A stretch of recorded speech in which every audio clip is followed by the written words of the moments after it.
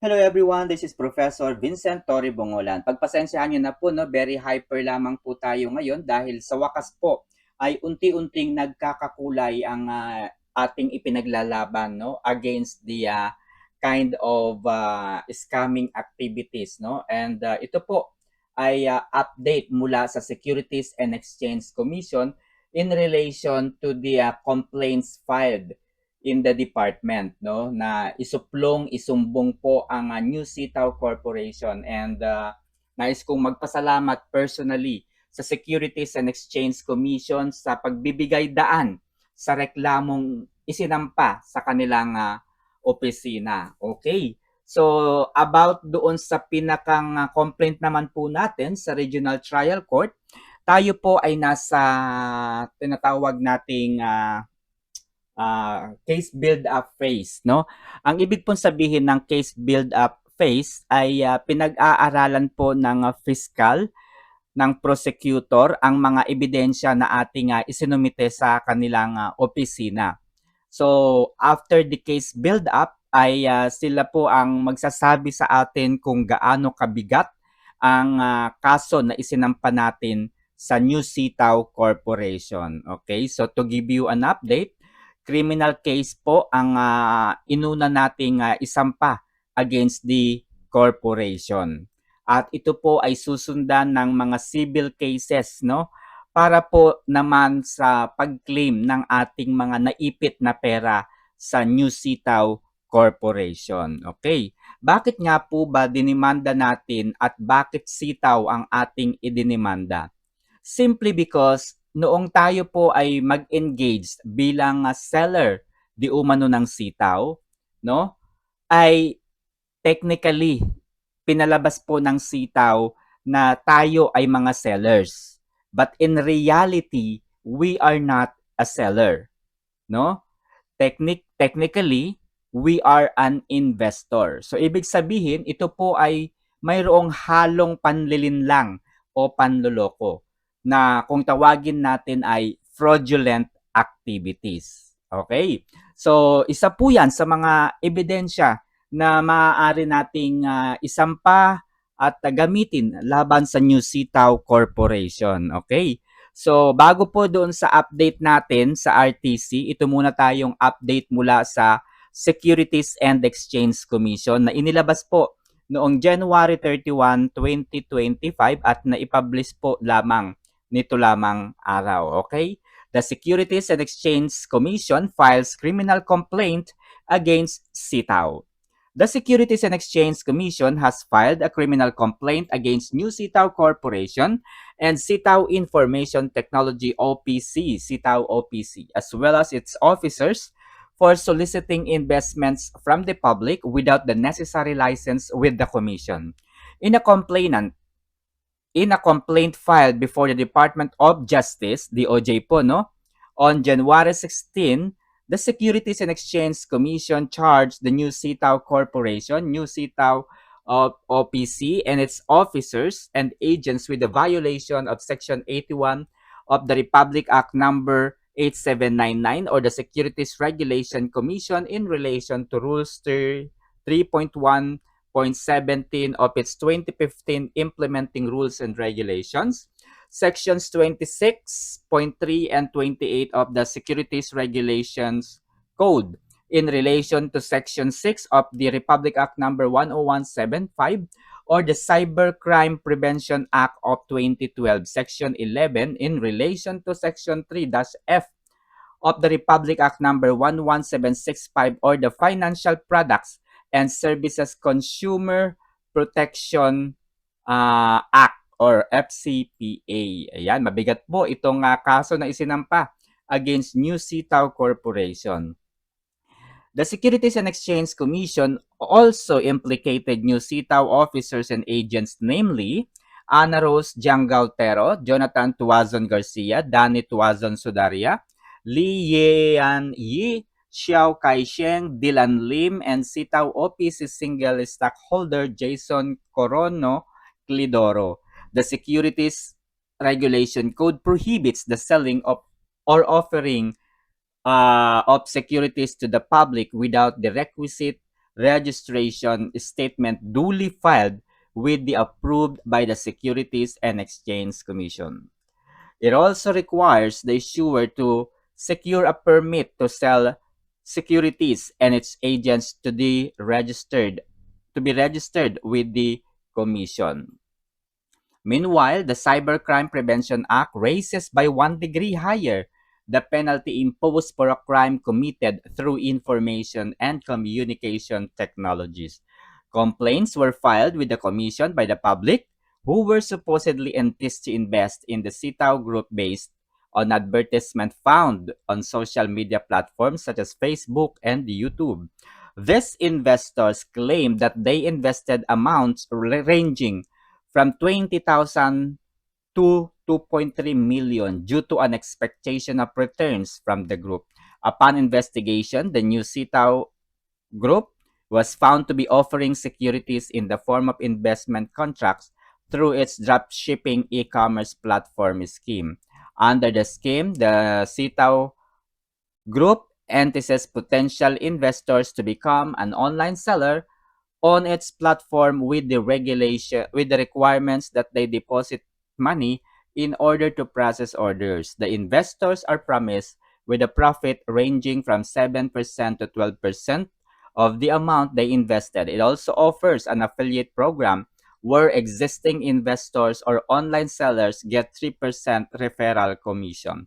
This scheme affirms that the deposited funds are in reality investments since they are not limited to transactional payments directly tied to specific purchases. In fact, complainants demand for the return of their investments plus profits. The complaint read, this mandatory funding of individual accounts required of Sitaw members, online sellers is a device used by Sitaw to mask its offer, sale of unregistered securities and obtain investment from the public without having to secure the requisite license from the commission, it added. The Sitaw's Group public offering and the selling of investment contract without license likewise constitute fraud or deceit upon any person, which prohibited under Section 26.3 of the revised the Securities Regulation Code. Earlier on June 10, 2024, the Commission or issued an order of revocation against the new Sitaw Corporation and Sitaw Information Technology Office revoking their certificates of registration for violation of Section 44 of the Republic Act number 11232 or the Revised Corporation Code of the Philippines, Section 8.1, 26.1, and 28.1 of the Securities and Regulation Code. Ayan. So, basahin nyo na lamang po. In a decision dated December 26, 2024, the Commission and Bank denied the Memorandum of Appeal of the foregoing order of revocation filed by the new Sitaw Corporation and Sitaw Information Technology for lack of merit. So, ibig sabihin po ay nag-file po ng apela ang New Sitaw Corporation sa Securities and Exchange Commission. However, in a decision po noong December 26, 2024, denied po yung Memorandum of Appeal. Okay. So para po matulungan pa po tayo sa ating kaso na ipinaglalaban against New Sitaw Corporation, ay mag-subscribe po tayo sa ating YouTube channel. Kinakailangan po tayong magtulungan, magkaisa para sa iisang layunin. Ito po ay madiin ang mga taong bumubuo at nagpapatakbo ng New Sitaw Corporation. Sa pamamagitan po ng pagsusubscribe, malalaman natin kung sino-sino ang mga tao sa operasyon ng New Sitaw Corporation.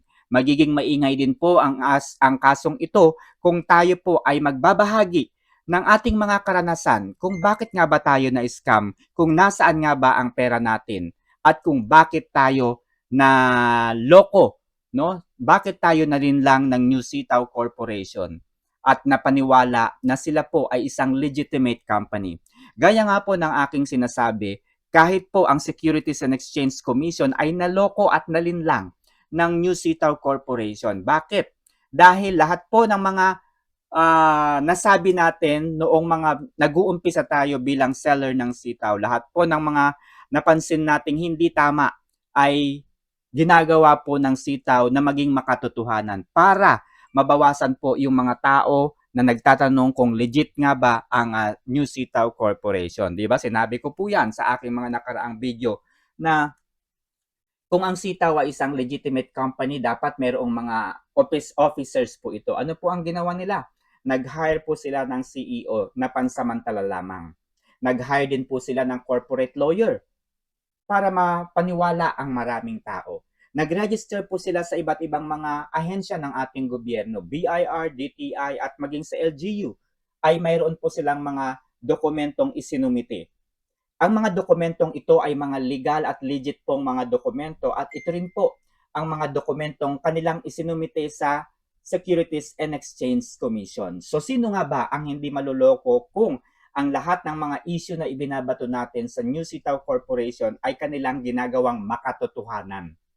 Okay? So kung inyo pong naaalala, tumawag po tayo sa Securities and Exchange Commission early 2023, tinanong natin kung ano nga ba ang registration ng New Sitaw Corporation. Ano po yung sinabi ng SEC during that time? Ang registration name po ng company ay Information Technology OPC. At ang ginagawa po ng Information Technology OPC ay bilang isang software provider. Sila po ay gumagawa o nagde-develop ng mga software at ibinibenta nila ito sa mga negosyo o sa mga businesses din. Meaning to say, the nature and the model of the business is B2B. Okay? So nagde-develop sila ng software for the company. Halimbawa po, accounting software.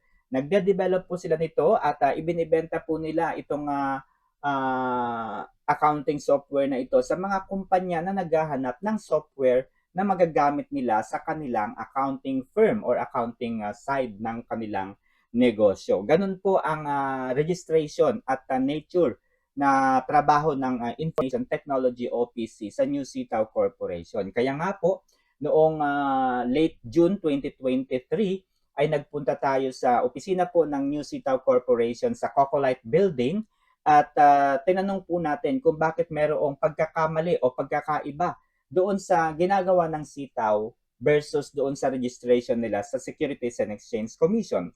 At naipaliwanag nga po sa atin ng kanilang abogado na si Attorney Benjamin Magadia na nung siya po ay hinire March 2023 ay yun ang una nilang ginawa. Itinama o iwinasto po nila ang kanilang registration mula sa Information Technology OPC at ito po ay naging New Sitaw Corporation. Nung lumabas po ako sa kanilang opisina, ang sabi sa akin ng abogado, kapag lumabas ka dito sa conference room, makikita mo dyan sa gilid yung mga bagong registration ng kumpanya. Ito ay New Sitaw Corporation and this is under trading and e-commerce na yung ating ginagawa.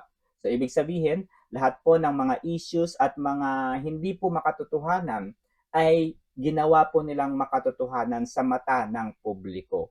Halimbawa na nga lang po ang pagiging seller ay itinago po nila sa kumbaga ang pagiging investor po natin ay itinago nila sa pamamagitan ng pagiging seller. Kaya po napakahalaga ng case build-up. Ikwento po ninyo sa comment section ng video na ito, bakit nga ba kayo na-scam? Paano kayo nag-deposit ng pera sa sitaw? At bakit nga ba kayo nagtuloy-tuloy bilang seller ng sitaw? Okay? Napakahalaga po, ulitin ko po, no?